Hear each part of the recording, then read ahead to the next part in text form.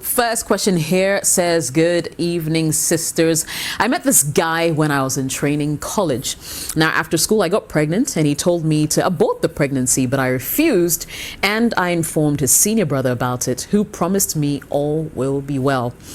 I promised never to have anything to do with him again, but his family reached out to resolve issues, thinking that everything will work out.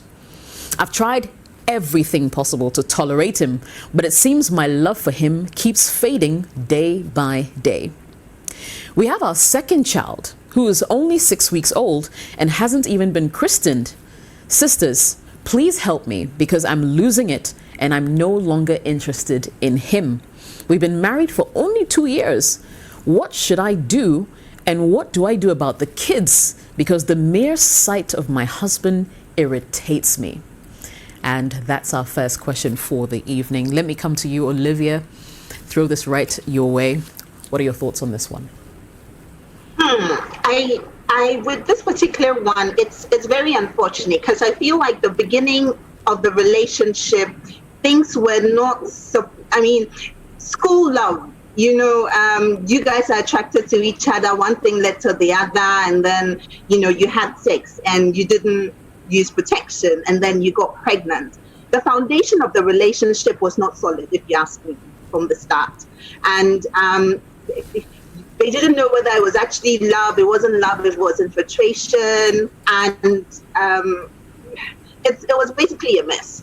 So unfortunately, family members came in, right now she's pregnant, what do we do? So obviously you had to oblige, and then you married this guy. So there's you see, that's why I always say, one, don't drop those knickers, but you did. I'm not here to blame you. You're looking for a solution.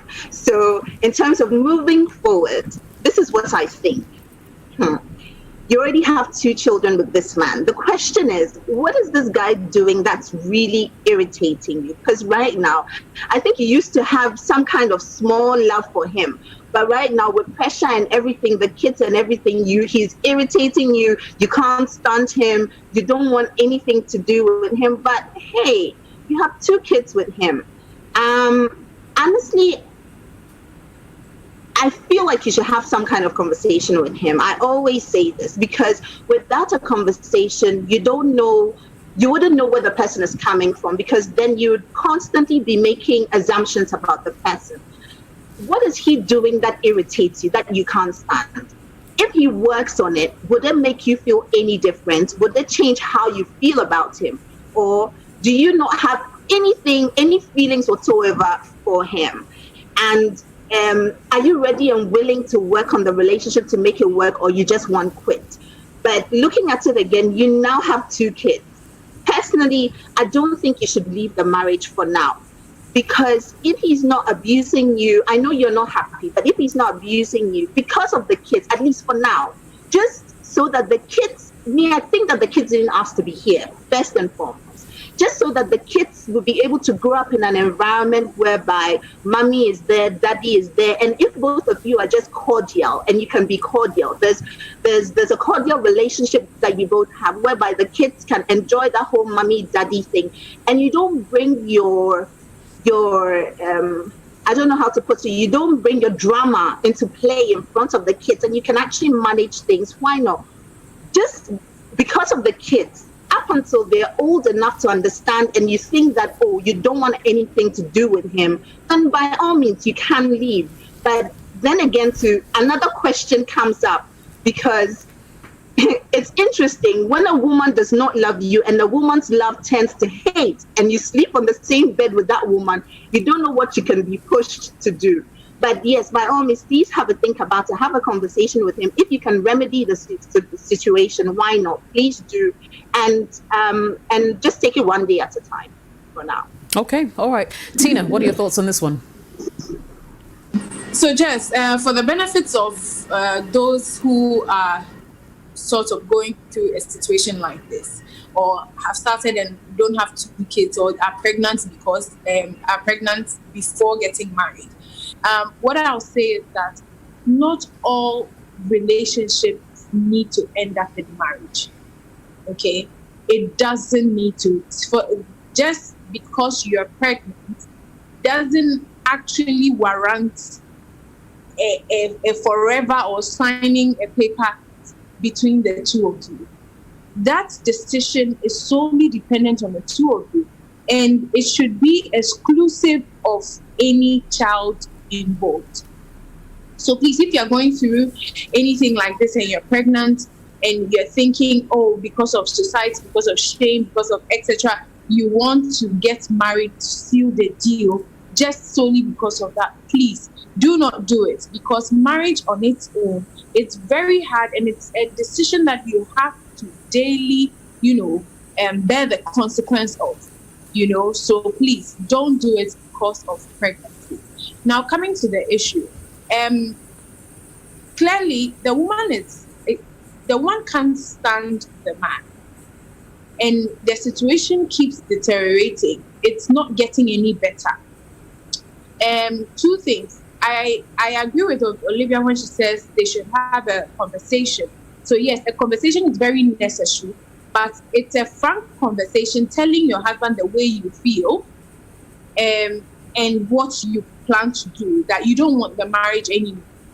Now, from his side, what will happen is one of two things. He will either agree with you, or he would say, let's try and work at it and save the marriage. So for now, you are at a place where you don't want it anymore. You can't stand it anymore. All you can think of is negative. Still bear that negative thing out to him. Let him know exactly how you feel. Be honest about your feeling and put it on there. Now, the second thing is that do not go through the marriage if you, because of kids. Let me say that again. Don't endure the marriage because you have children with a man, because this is what I think would happen. The children may grow up in a very unconducive environment. Even when you are trying to tolerate, sometimes your feelings get out of hand and then everything gets messy. You throw caution to the wind, and then your children start to witness an ugly side of marriage, and they grow up with it. It stains their imagination, or it stains their memory, and then when they grow up, it doesn't give them a true picture of what marriage should be. That's one. Two, if you cover up and you are able to, be civilized and cordial around each other, and later when they grow up, they find out that, oh, you've been through a lot, you have suffered for them and all that. Sometimes it's not appreciation that they feel. They feel betrayed. They feel deceived. So I think that by taking care of yourself and the way you feel, you take care of your children. So by all means, a conversation should be had, because it's just 2 years. If you are taking the decision in the beginning not to go ahead, you'd have saved a 6-week-old child. You would have saved a child who was growing up. But now that you're 2 years, it's never too late. It's never too late. Have that conversation and have it quickly and take a decision on it. I know you know what to do. So have that conversation and then, all right, do the right thing. Great. Rosina, you have the final word on this particular one. I would like to go back to the very genesis. I'm thinking that this lady is probably melancholic, maybe. And you don't know the premise on which the relationship started. So maybe because they said after training college, that means they were both adults. They knew what they were getting into. So after the sexual encounter, probably multiple, I don't know what promises were made between them, but you can tell that she was probably very hurt. She probably never expected the man to say, abort the baby, or for the man to not want to be interested in the baby. So she is coming from a very deep-rooted pain or hurt, that I thought I had a relationship with this gentleman. I thought we planned to build our future. I thought we planned to do this. And then she made a statement in her submission that she promised herself never to have anything to do with him again. So I'm thinking that if she's one of those temperaments who doesn't let things go easily, who, just can't stand betrayal. I mean, she just can't stand it. So it means that she was never really settled. But I'm sure at the time that family came in to mitigate, she probably felt that, okay, fine, I don't want to abort the child. However, maybe the child needs a father, or I need to save my face. So people will know that, I didn't just rush to get pregnant, X, Y, Z. So she probably gave in, or she probably respected the fact that she reported to the husband's brother or the boyfriend's brother at the time, means that she had some form of respect for the man's family. So because of that, she went ahead with it. But she still hasn't forgiven the guy for what he did. So I don't think the issue is about him not loving the guy, but it's about it's about her not loving the man, but it's about her not being able to forgive the man for even thinking to suggest that she should abort that pregnancy, or probably seeking to suggest that he didn't want to be with her because of the pregnancy. And it had to take family members for him to do the right thing. There are people like that. So my question is that sometimes, because it's the lady who sent it in, you need to go back to the very genesis of your relationship. What began the relationship? What were the emotional considerations? What were the promises that were made?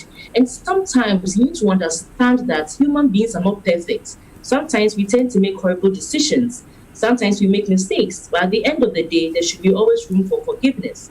Because in her submission, she hasn't stated anything that the guy is doing in the marriage, for which reason she wants to leave. She says anytime she sees him, she just gets irritated. And that level of irritation comes from a very deep-seated place. It's purely emotional because it can't be based on facts. It's purely emotional. So it's two things. She can allow herself to go for professional counseling.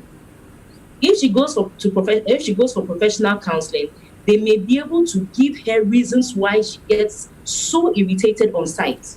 The person hasn't done anything to you, you're just so irritated. So she needs professional counseling. And she needs to be truthful with herself. You should go back in time, analyze everything, how it started and where she's at.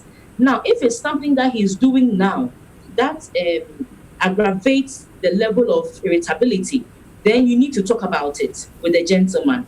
But by all means, the way this gentleman asked you to abort without considering what you were going through, I think that will be unfair for you to also take somebody through that kind of process. So all I'm telling her is that, look, if the gentleman on paper is good, if the gentleman is doing everything right to probably correct his wrongs in the past, I think that you need to give yourself a chance by seeking some form of help individually. Then after some time, when you have your answers, probably roping the man so you can have some form of joint counseling, professional counseling. After that, possibly you can repair the marriage. But if after all of this, and you still feel the way you feel, then it's better you leave before you commit murder. I like the way you put it. So, better leave before you commit murder. I mean, I can totally get how difficult it will be to live with someone you no longer have feelings for. And for me, it also sounds as if the way this whole relationship started was flawed from the beginning. You know, the whole having to asking her to abort the pregnancy and whatnot. But dear lady, you're going to have to take that decision. I mean, we can only proffer some solutions, but the buck stops with you. So we wish you the best of luck in taking that decision, and do message the show again. Let us know how that went. So it's Sister on Citi TV and 97.3 Citi FM. We'll go for a quick break. When we return, more of your messages.